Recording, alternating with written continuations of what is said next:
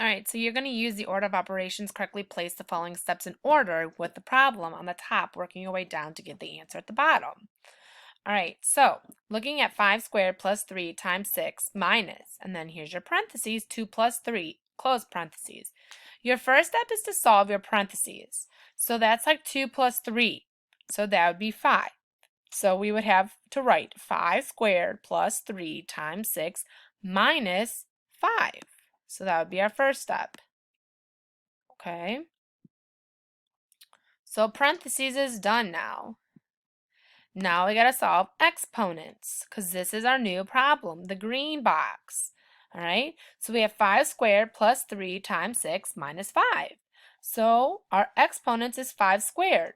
So that would be saying 5 squared. Well, 5 squared is 5 times 5, which is 25. So we would write 25 plus 3 times 6 minus 5 to get our answer. All right. So looking at our new problem, 25 plus 3 times 6 minus 5, no more exponents. So then we have 25 plus 3 times 6 minus 5 is our problem. Do we have multiplication and division? And we do. We have 3 times 6, which is 18. So we would have 25 plus 18 minus 5. And looking at our new problem, 25 plus 18 minus 5. No more multiplication and division.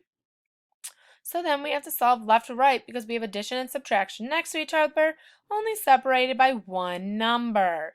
So 25 plus 18 equals 43. 43 minus 5 is 38. All right, so that is now the order, and PEMDAS has been completed successfully.